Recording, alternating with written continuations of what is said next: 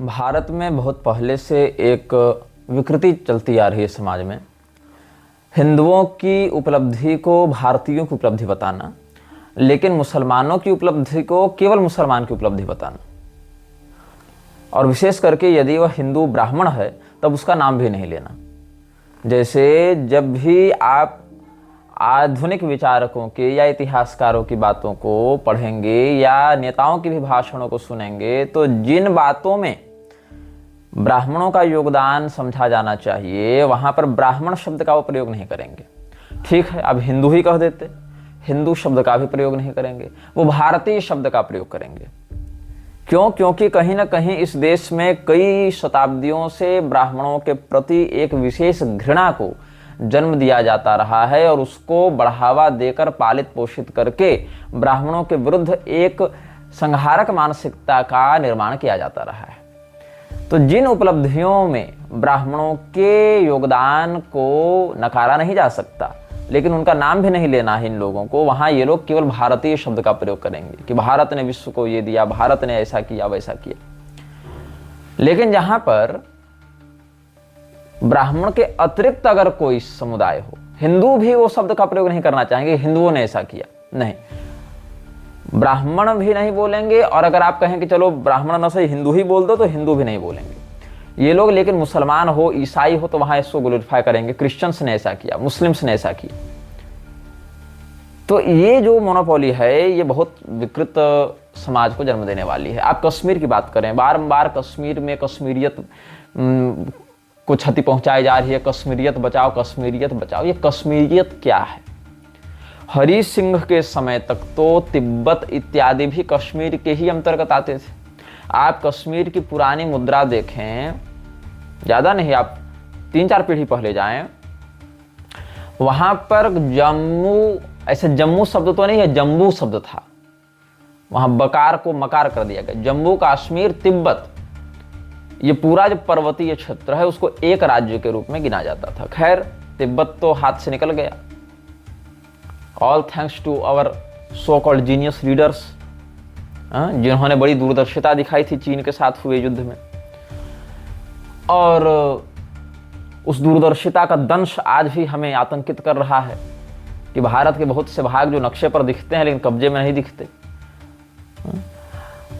तो कश्मीरियत क्या इस्लाम है? क्या इस्लाम का प्रादुर्भाव कश्मीर में हुआ था? क्या कश्मीर जो है वो इस्लाम का जनक है, इस्लाम का प्रसारक है? नहीं। 4 पीढ़ी पहले तक, यहां तक आप देखें, अभी जो उमर अब्दुल्ला और शेख अब्दुल्ला कश्मीरियत की बात करते हैं और कश्मीर के लोगों के आज़ादी या कहें तो मानवाधिकार की बात करते हैं, यही शेख अब्दुल्ला, उमर अब्दुल्ला 3 पीढ़ी पहले क्या थे? इनके पूर्वज क्या थे? और ऐसा क्या हुआ? कौन से ऐसे समुदाय ने इन पर अत्याचार किया या इनको बहकाया या प्रलोभन दिया या जो भी प्रकार से इनको मैनिपुलेट किया, चाहे थ्रेट देकर, चाहे ब्राइब देकर, चाहे घूस देकर, चाहे धमकी देकर, जैसे भी इनको अपने प्रभाव में लिया, क्या ऐसा हुआ कि ये हिंदुओं के विरुद्ध हो गए और स्वयं को मुसलमानों का सबसे बड़ा हितैषी और मानवतावादी बताने लगे? ज्यादा नहीं, 3-4 पीढ़ी पहले की बात आप देखें, मोहम्मद अली जिन्ना के पिता और दादा और परदादा क्या थे? उमर अब्दुल्ला, शेख अब्दुल्ला के दादा परदादा क्या थे? मैं अज्ञात पीढ़ियों की बात नहीं कर रहा, जो ज्ञात इतिहास जिसका प्रमाण प्राप्त होता है, जिसके डॉक्यूमेंटेशंस प्राप्त होते हैं, उनकी बात कर रहा हूं। तो ये लोग जो कश्मीरियत की बात करते हैं, जमहूरियत की बात करते हैं, आजादी की बात करते हैं, तो कश्मीरियत को तो यही लोग नष्ट कर रहे हैं ना। क्या इस्लाम कश्मीर की परंपरा है? क्या आतंकवाद कश्मीर की परंपरा है? क्या गैर मुस्लिमों को मारना कश्मीरियत है? क्या जो पंडित वहां से भगाए गए, जितने हिंदुओं का नरसंहार हुआ, पलायन हुआ, विस्थापन हुआ, क्या वो कश्मीरी नहीं है? क्या वो कश्मीरियत के प्रतिनिधि नहीं है, सदस्य नहीं है? कश्मीरियत का अर्थ इस्लामी आतंकवाद यही है। तो ऐसी कश्मीरियत को बचाकर क्या लाभ होने वाला है?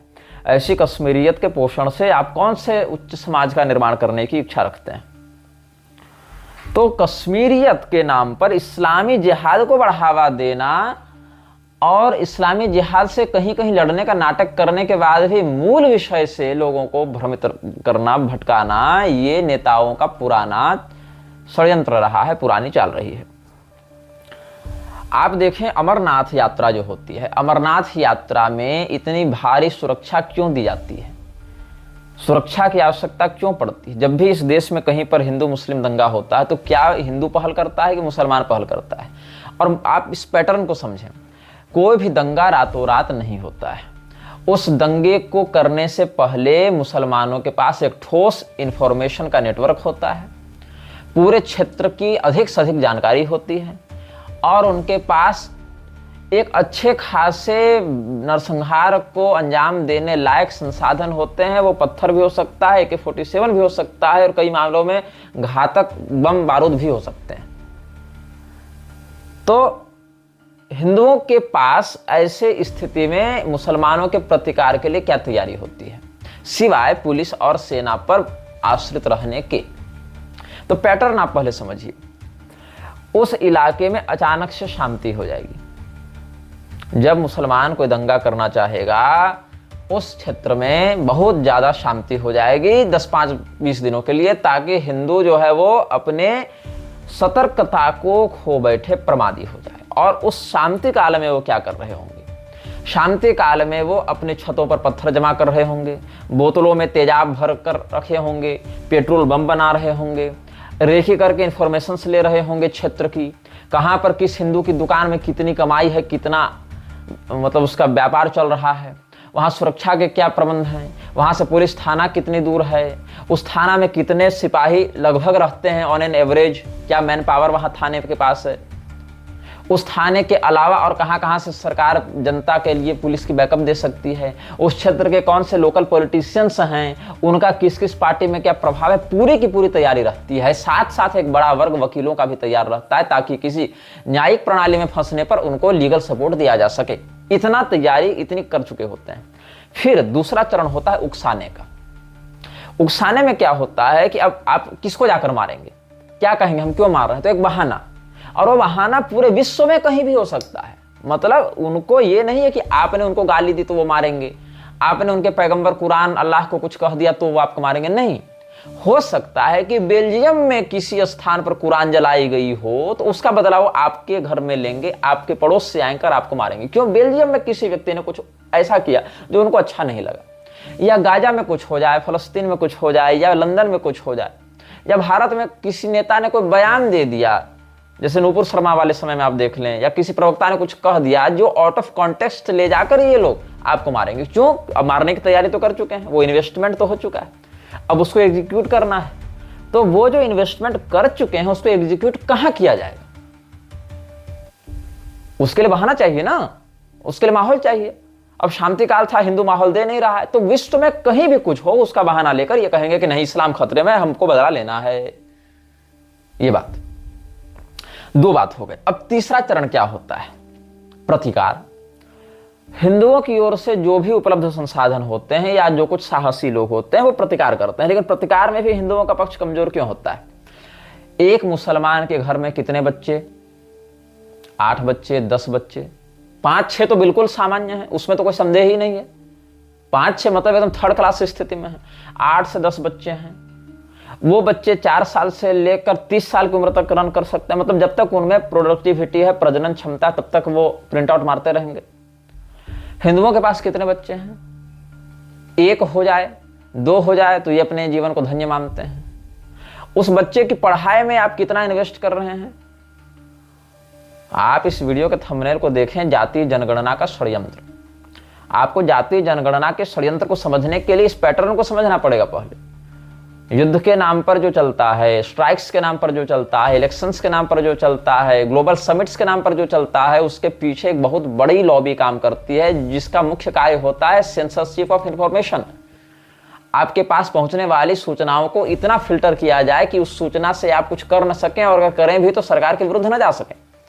खैर, तो मैं बता रहा था कि एक हिंदू अपने बेटा बेटी के पढ़ाई में कितना खर्च करता है। ऑन एन एवरेज वो सालाना 3 से 4 लाख रुपए खर्च करता है। मैं बहुत बेसिक बता रहा हूं, आज के अगर आप खर्चे को देखें तो मतलब एक बच्चा है, उसकी पढ़ाई में एक शहरी अभिभावक, उसके पढ़ाई प्लस कोचिंग्स को अगर जोड़ दें तो 10,000 तक खर्च हो जाता है। अगर साल भर वो पढ़ा तो 1,20,000 तो केवल खर्च हो गया, उसमें ड्रेस इंक्लूड नहीं है, कोर्स बुक्स इंक्लूड नहीं है, ट्रांसपोर्टेशन इंक्लूड नहीं है। 1.5 लाख अगर आप मान लेते हैं न्यूनतम खर्च, तो 2 बच्चे में 3 लाख तो बिल्कुल आंख मूंद कर आप मान लीजिए खर्च। तो 3 लाख रुपए आपने उसकी शिक्षा में व्यय किए। शिक्षा में क्या मिला, कितना मिला, इसको आप तभी जान सकते हैं जब उसको 1 से 100 तक हिंदी में गिनती नहीं आती। ये तो उसकी शिक्षा का हाल है। ये हाल है कि ग्रेजुएट बच्चे जो हैं उनको आप ढंग से भारत के 28 स्टेट और उसके कैपिटल का नाम पूछें तो नहीं बता पाएंगे। ये वस्तु स्थिति है। भारत के राज्य या उसकी संख्या तो कुछ ऊपर नीचे होती है, जैसे अभी जम्मू कश्मीर, लद्दाख, ये सब अलग अलग टेरिटरीज बांटे गए हैं, चलो ठीक है, अपडेटेड इंफॉर्मेशन नहीं है। आप 5 साल बैक का ही इंफॉर्मेशन बता दें कि भारत में कितने राज्य और उनकी क्या राजधानी है, नहीं बता पाएंगे। वो ग्रेजुएट लेवल के, मास्टर्स लेवल के नहीं बता पाएंगे। क्यों? They are not educated. उनको शिक्षा नहीं दी जा रही है। उनको एक कागज पकड़ाया जा रहा है कि हाँ आपने ये पास कर लिया। और इसके पीछे भी 2 लॉबी काम करती है। पहला जो एजुकेशनल माफिया है वो ये कहता है कि 8 क्लास तक किसी बच्चे को हम फेल ही नहीं करेंगे। उस बच्चे को लगता है कि हम लिखें चाहे ना लिखें, पढ़ें चाहे ना पढ़ें, हमारा प्रमोशन होता जा रहा है, मेरे क्लास जंप होते जा रहे हैं। जो सिंसियर विद्यार्थी नहीं है, जो सिंसियर स्टूडेंट्स नहीं है, मैं केवल आधुनिक शिक्षा व्यवस्था की बात कर रहा हूं। अभी शास्त्रीय वाले विषय पर नहीं चल रहा हूं। हिंदू को शास्त्रीय बनने में बहुत समय लगेगा। अभी तो केवल उसकी बात कर रहा हूं जो उपलब्ध है, जो होगा उसकी नहीं, जो है पहले उसकी बात कर रहा हूं।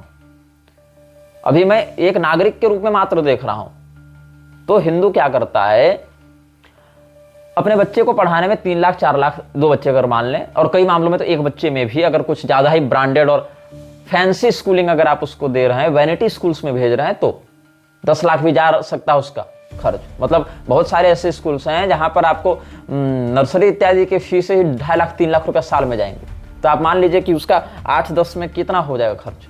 तो ये वैनिटी स्कूलिंग है, फैंसी स्कूलिंग है, इसमें हिंदुओं का अपार पैसा व्यय हो रहा है। बदले में क्या मिल रहा है? Not even the basic information of your culture, of your country, of your politician. आपके नेताओं के विषय में बेसिक जानकारी उसको नहीं है कि जो नेता नियम बना रहे हैं वो नेता हैं क्या, स्वयं में उनकी क्या काबिलियत है। पूरी की पूरी व्यवस्था चलाने वाले जो रेल मंत्रालय वाले लोग हैं उनको रेलवे की स्थिति नहीं पता है। जो रक्षा मंत्री उनको रक्षा की स्थिति नहीं पता है। जो शिक्षा मंत्री है उसकी शैक्षणिक योग्यता की कोई बात नहीं है कि उसकी न्यूनतम अर्हता क्या होनी चाहिए। शिक्षा मंत्री बनने के लिए क्या योग्यता चाहिए? By hook and crook you win an election and get an influenced post on your party, and the party chief tells the prime minister to give you a post in cabinet and elect or select you as the educational minister. तो education minister बनने के लिए आपकी यही योग्यता है कि आप एक इलेक्शन जीत जाएं, चाहे जैसे जीतें, पार्टी में आपका प्रभाव हो, प्रधानमंत्री के माध्यम से आपकी पार्टी के अध्यक्ष आपको शिक्षा मंत्री बनवा दें, चाहे आप अंगूठा छाप भी क्यों ना हो। तो आपको शिक्षा का महत्व नहीं पता होगा। आपको शिक्षा से होने वाले परिणाम और दुष्परिणाम के बारे में नहीं पता होगा। आपको वह पोस्ट केवल पैसा कमाने का एक माध्यम समझ में आएगी। इसीलिए इतने सालों तक रात दिन एक करके जो परीक्षा के लिए मेहनत करते हैं, ऐसे बच्चे पेपर लीक होने के कारण अपने जीवन के सालों साल नष्ट करते रहते हैं। मैंने देखा है ऐसे बच्चों को जिनमें वह प्रतिभा थी कि अगर वो डाइवर्सिटी में विश्वास करते, अपने जीवन की अलग अलग क्षेत्रों में आजीविका की संभावनाओं को खोजते, तो वो बहुत कुछ कर सकते थे भौतिक दृष्टिकोण से भी। लेकिन वो ऐसा नहीं कर पा रहे हैं। क्यों? क्योंकि उनको कहीं ना कहीं ये महत्वाकांक्षा कि मैं सरकारी नौकरी ही लेनी है, और सरकारी नौकरी की हालत ये देख लीजिए। तो ये लॉबी वैसे काम करती है कि आपका बेटा डिग्री होल्डर हो सकता है, पीएचडी किया हो, लेकिन यहाँ तो वो हाल है कि पीएचडी की बनी बनाई थीसिस भी बिक रही है अब। क्योंकि प्रोफेसरशिप के लिए आपको, यहाँ तक एपी बनने के लिए भी आपको लगेगी पीएचडी। कई जगह तो मैंडेटरी कर दिया है कि असिस्टेंट प्रोफेसर बनने के लिए भी अनिवार्यतः आपको पीएचडी होल्डर होना चाहिए। लोगों के पास उतनी बौद्धिकता नहीं है, वो सीधे सीधे पीएचडी खरीद रहे हैं 30,000, 40,000, 50,000 में।